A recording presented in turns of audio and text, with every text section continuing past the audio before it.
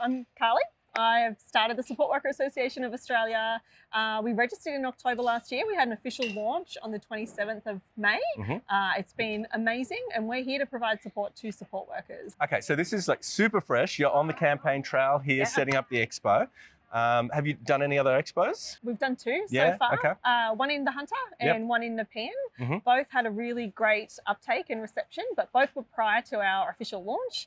So it'll be really interesting to see how this one goes. Hopefully we get lots of new sign-ups. Support Workers Association of Australia is like officially about 6 weeks old, like since actual launch, which is very exciting. In terms of that decision around starting it, how hard was that for you to make? Like, was it something that had been brewing for a long time?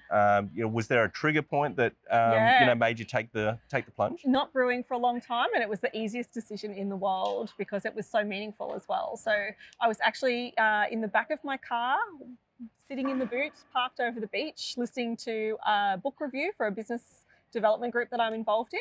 And as I was listening to that, it just kind of boomed that that's what we need, that's what's missing. And I had this moment where I was like, the rain was pouring and the view was beautiful, and that was it. It was done. It was a done deal. Okay, I love that there was an exact crystallized moment. What was the beach? Redhead Beach. Yeah. Oh, I love that beach. That's a beautiful beach. Yeah, highly recommend everyone to go to Redhead. With my burger and my juice. And, This is it. This is it, Amazing. So you've just launched on the campaign trail now. You've already got people signing up. You're offering a training and an online platform for members. And what are the key benefits? Like, why should people join SWA? It's really about connection and community. It's about boosting the professionalism of the industry and getting the recognition that support workers do. It's got to be one of the most important, if not the most important job that we have. And so I think that it should be recognised as such and backed. Okay.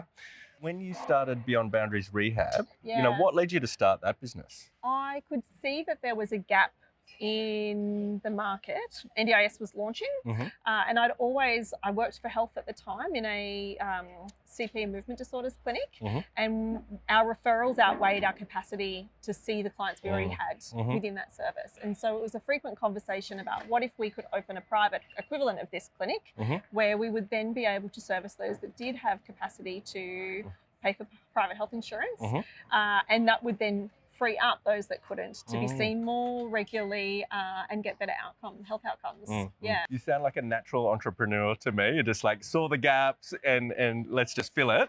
And then it's a totally different scenario to how you've analysed the support workers industry and market. Right? I'm sure you did some research and analysis, and you could see that there was a gap there, but it's an entirely different kind of gap. You're sort of creating a market, and the product for the market. It's brand new, so there was a lot of research involved. I think I could see the vision, and I could see there was the gap and it would be needed. But like you said, it's a brand new market, and it's not something that's been needed or required within the industry up till now.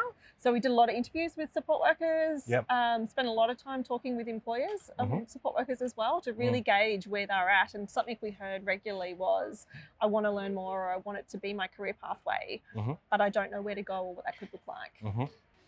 And how did you structure those interviews and any other research that you did? What sort of tools and systems did you use to do the research? I tend to be a bit of a fly by the seat of my pants person, so it's working for you so far. It's working so far.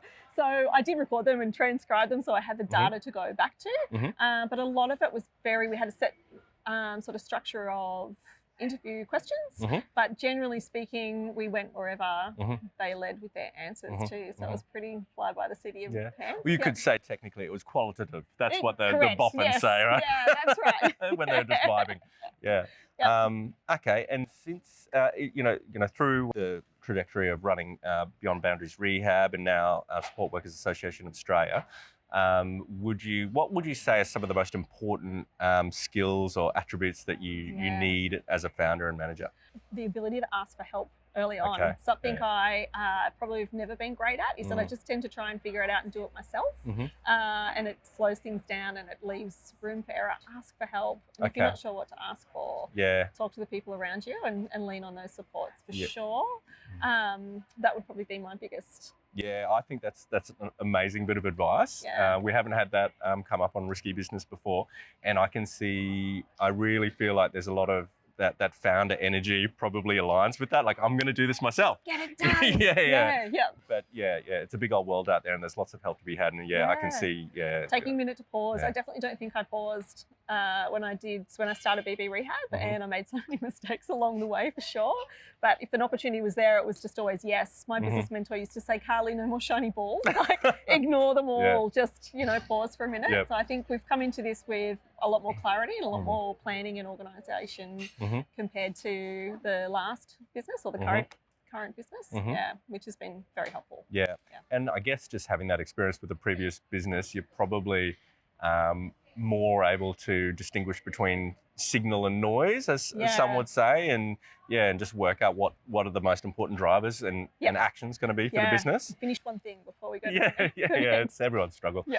Do you have anything in your either daily or weekly routine which is a non-negotiable for you? It's really important for you to be productive and happy and feel like you're winning at work. Yeah, connection with the people I work with, definitely. So making sure I pause every morning and connect with those around me, so I know it. Otherwise I just get stuck in my little bubble. I work from home at the minute while I'm starting this, and some days I take my laptop to the toilet with me.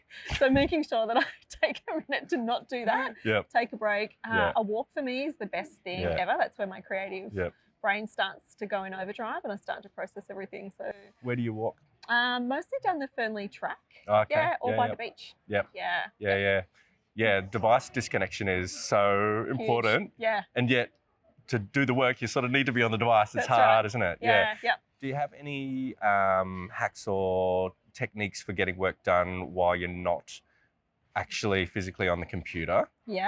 I will voice to text my brain thoughts if I need to, so that I can not have a device in front of my phone. But as my brain's firing, I can at least get it out so I don't forget, whether it's in the Notes app or whatever. I'll talk to my phone all the time. And how do you connect with people, like you were saying? Is that with phone calls or video conferencing? Or? Even as simple things like we have an online platform for my company at BB Rehab. So we can connect and chat with a daily check-in there. We will often do a little productivity circle, which my business mentor runs as well, so it's her idea.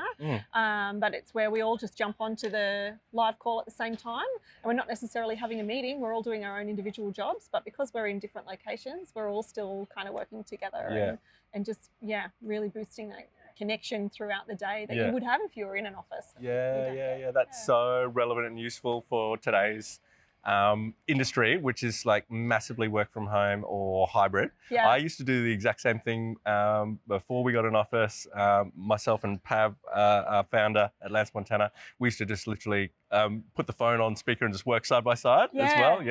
And video conference as well, and just so you don't feel like you're all alone. You're not on your own all the time. It gives you a moment to have those impromptu conversations as well, and lean on each other when you need to. Just, hey, can I interrupt you for a minute? But you interrupt each other less because you're not physically in the same room. It's a win-win. It is a nice little sort of hybrid scenario like that. Is there anything that you wish you'd done earlier in your career? I wish I had done this earlier in my career, definitely. And I think I wish I got my head around the business finances way earlier, and the ability to say no to new projects and shiny balls.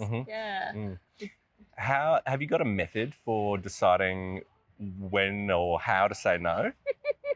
No, but I am better at making myself pause and think and go, okay, what does this mean? What would that look like? I guess that's my method is actually going back and thinking in a few years' time or in a few months' time, what's that going to look like? And do I actually have capacity to commit to that? I truly am a big believer in not letting people down. Integrity is really important to me. So if I say I'm going to do something, I have to do it.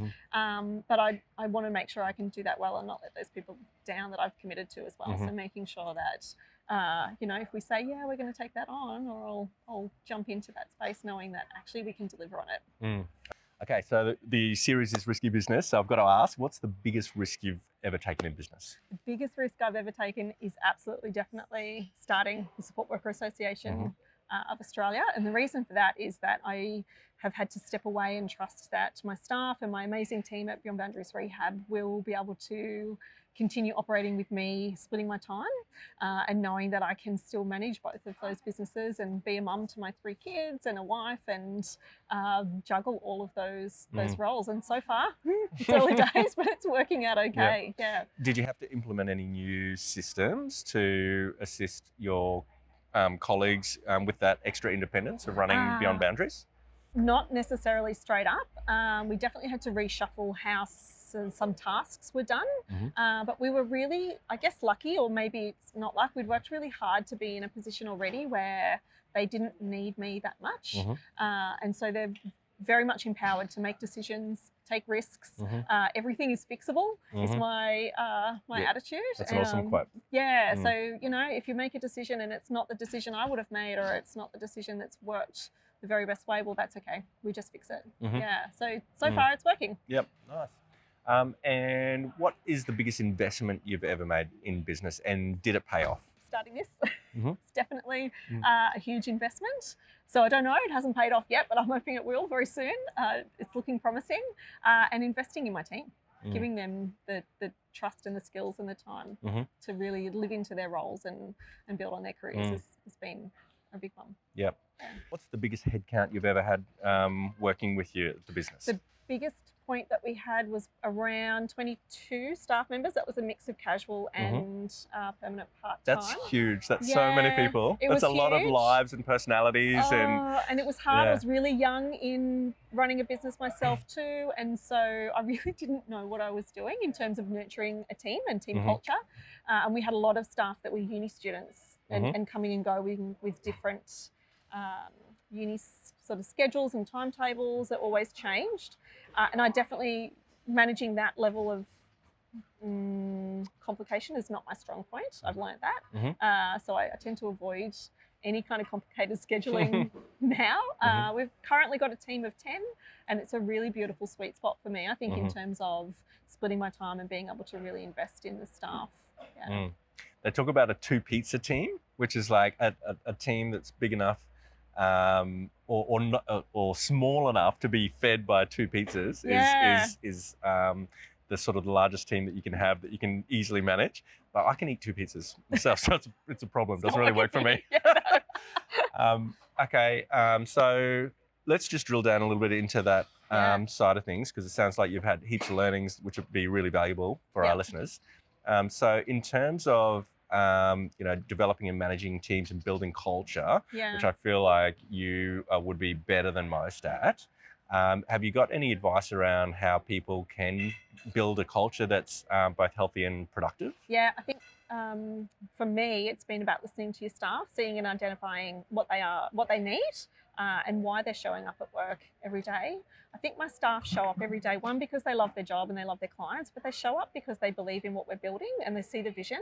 So making sure that you share that with clarity with your team as well, and make sure they feel a part of that. We use a system that allows staff to give, they get a pulse survey every week, and then it allows them to give anonymous feedback. And I always find it's really funny, because the anonymous feedback is always the positive stuff. You know, I love this, or this is amazing, or I couldn't give you any feedback about that.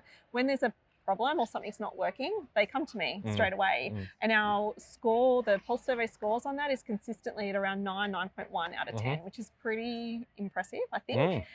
Very, very occasionally it might drop to an 8.9 or an 8.8. I'll be like, what's happened? And then I look at it all and I go, oh no, that person's really sick, or they've got a client that's really sick at the minute, and I can't see which one it is, but I can see based on their answers that that's probably a reflection of their stress levels, you know, from there. So we can check in with them, make sure they're doing okay. But so you've made an excellent choice by having a purpose-led business.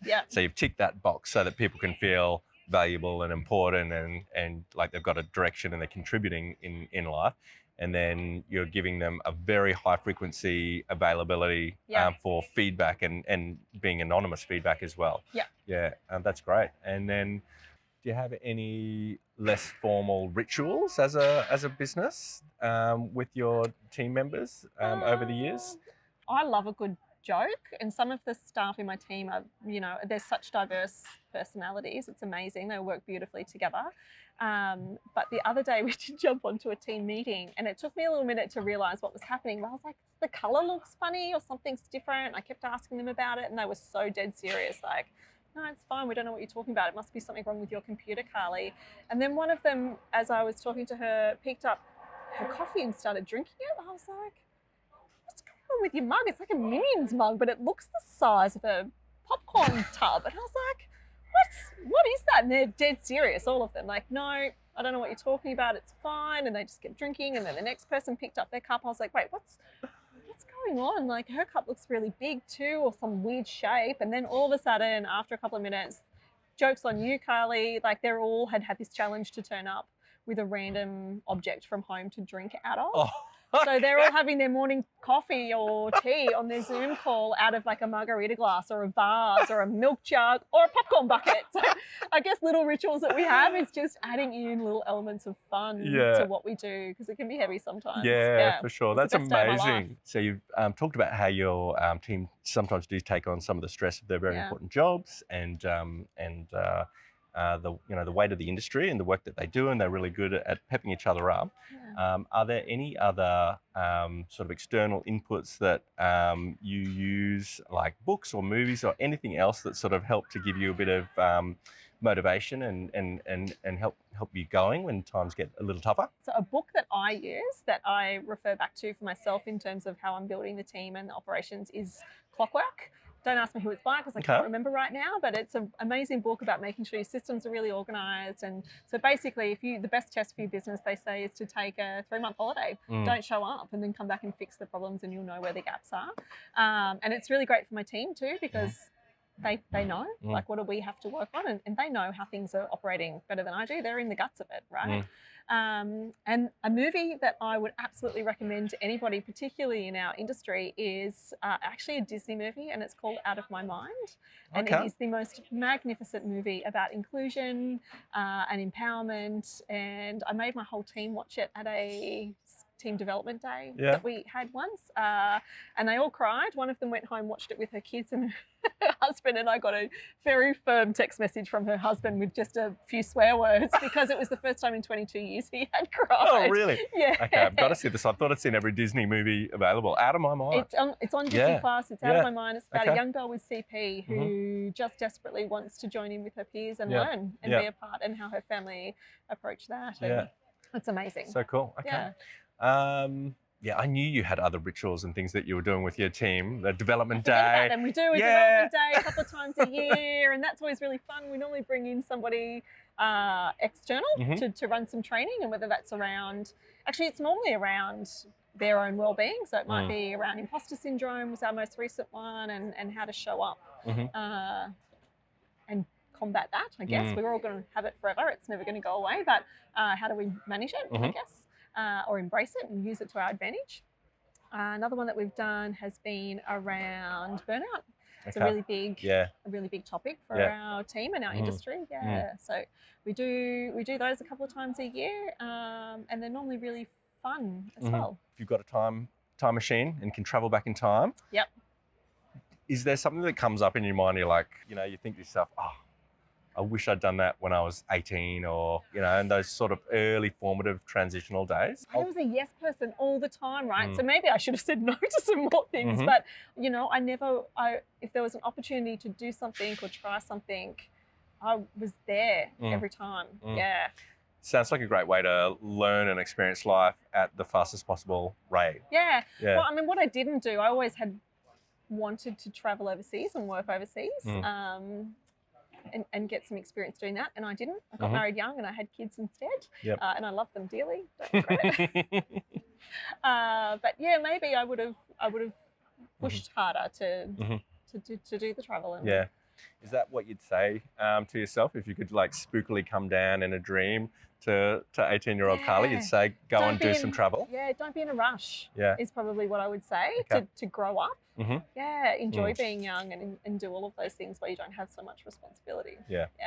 Is there a brand or business that's inspiring you at the moment that you think are smashing it? Yeah, there's a new company that's just launched called By Storm, and they are bringing accessible makeup to the whole world. Like Okay. it's amazing. They've got Yep. adaptive devices and like lipsticks and foundations, makeup application brushes that are adapted for people with a disability, and it's just amazing. Very cool. Are they Australian based? They're an Australian-based Yeah, company. okay. Yeah. Yeah. I love that. My daughter Azalea is 9, turning 10, and already the enjoyment that she gets out of sneaking in and getting the makeup Yes. out of my wife's bathroom is amazing. I'm like, Oh. wow, she's really enjoying I know. this. It's a really big thing in the Yeah. TikTok trend with all the makeup too. So I think they're doing an incredible job Yeah. making a daily product accessible to everybody. Yeah. I like that.